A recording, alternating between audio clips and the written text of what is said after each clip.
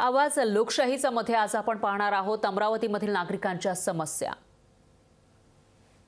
अमरावतीच्या मूळच्या रहिवासी असलेल्या प्रतिभा देवीसिंग पाटील ह्या 12 वर्षापूर्वी राष्ट्रपती असताना त्यांनी अमरावतीच्या बडनेरामध्ये रेल्वे वॅगन जो दुरुस्ती कारखाना आहे जो बडनेरामध्ये मंजुरात आणलेला होता आणि त्यासाठी जर पाहायला गेलं तर मोठ्या प्रमाणावर जे शेतकऱ्यांनी शेतजमिनी दिल्या होत्या त्यावेळी जर पाहायला गेलं तर त्यावेळी शेतकऱ्यांना जे घरच्या एका लोकांना नोकरी देण्याचं आश्वासन दिलं होतं आणि त्यावेळी जर पाहायला गेलं तर त्यांच्या शेतजमिनीच्या कवडीमोल भावामध्ये जे आहे ते शासनाने विकत घेतल्या होत्या। मात्र आता रेल्वे कारखाना जो आहे रेल्वे वॅगन कारखाना जो दुरुस्तीचा कारखाना पूर्णपणे तयार झालेला आहे, मात्र स्थानिकांना या ठिकाणी रोजगार दिला नाही, आश्वासन कुठेतरी सरकारने दिलं होतं ते पाळलं नसल्यामुळे प्रकल्पग्रस्त शेतकरी पूर्णपणे आक्रमक झालेले आहे। त्यामुळे लोकशाही न्यूजच्या माध्यमातून आपण त्यांच्या नेमक्या काय मागण्या आहे काय भूमिका आहे ते पाहूया।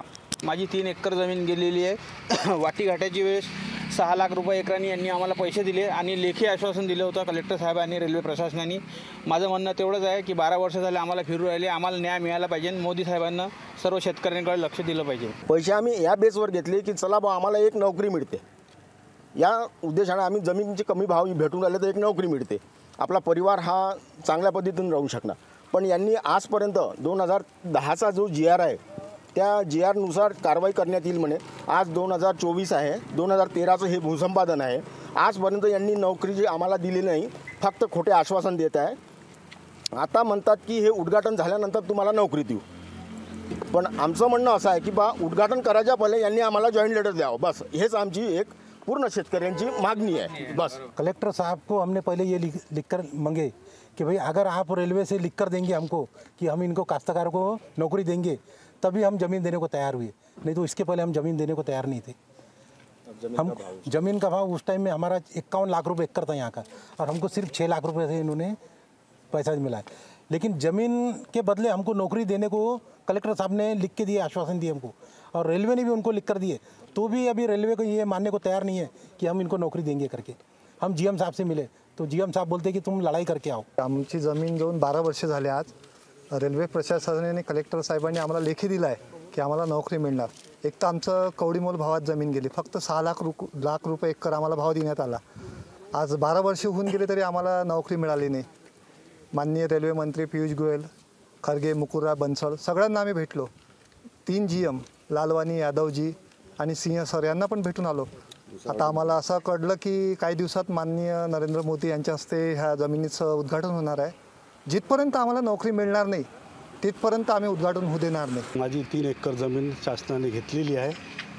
त्यावेळेस वाटाघाटी करून आम्ही ते ठरवलं होतं की 6 लाख रुपये एकरांनी आम्हाला पैसे देऊ, पण त्या मोबदल्यात आम्ही तुमच्या कुटुंबातला एक व्यक्ती लावू, या बेसवर आम्ही ते वाटाघाटी केलेल्या होत्या। पण आज 12 वर्ष झाले तोपर्यंत काहीच केलेलं नाही। नुसतं आम्हाला खासदार आणि आमदार यांनी नुसतं आश्वासन दिले। 12 वर्षापासून तेच चालू आहे। आम्हाला मुंबईला नेलं, दिल्लीला नेलं, पण त्यातून अजून निष्पन्न काहीच निघालं नाही। आम्ही GM यांना सर्वांना, कलेक्टर, आमदार, खासदार सर्वांना भेटून चुकलो, पण ते एक दिशाभूल करतात की तुम्ही याच्याकडे जा त्याच्याकडे जा। आमचा प्रश्न हा कोणीच ठराविक व्यक्तीपर्यंत मांडत नाही आहे।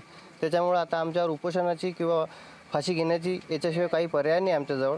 तेच आम्ही करू आता शेवटी, कारण की आमच्याला जो तुटपुंजा मोबदला मिळाला होता 6 लाख रुपये एकर, तेही पैसे आता आमच्या जवळपास संपलेले आहे। आम्ही त्याच्यात काही करू शकलो नाही।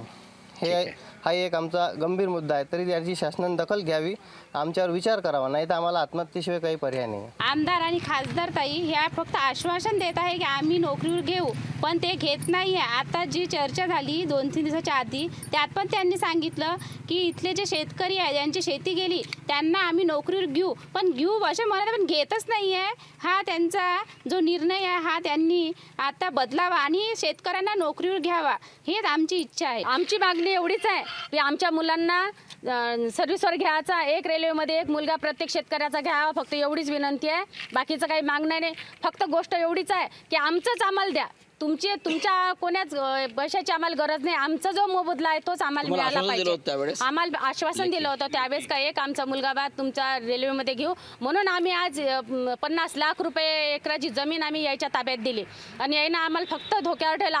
आश्वासन नुसते आश्वासन देत आहे। 10 वर्षामध्ये आम्ही कोट्यवधी लोकांना जो आहे रोजगार दिला असा जो दावा आहे पंतप्रधान नरेंद्र मोदी यांनी केलेला आहे। मात्र जर पाहायला गेलं तर प्रत्यक्षात अमरावतीमध्ये ज्या शेतकऱ्यांनी ज्या रेल्वे वॅगन कारखान्यासाठी ज्या शेतजमिनी दिल्या होत्या त्यांना जो आहे कवडीमोल भाव त्यांना दिला गेला आणि त्यांना रोजगाराचं जे आश्वासन दिलं होतं ते आश्वासन पाडलं नाही.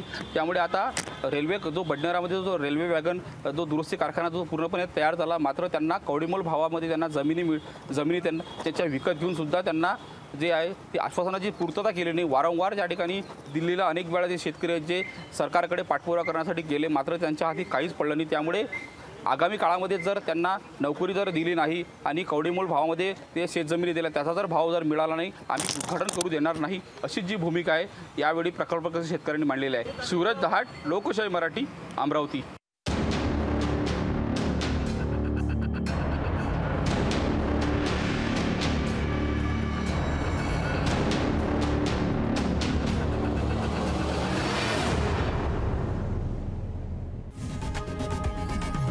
लोकशाही मराठी, ऐका, पहा, जागरूक रहा.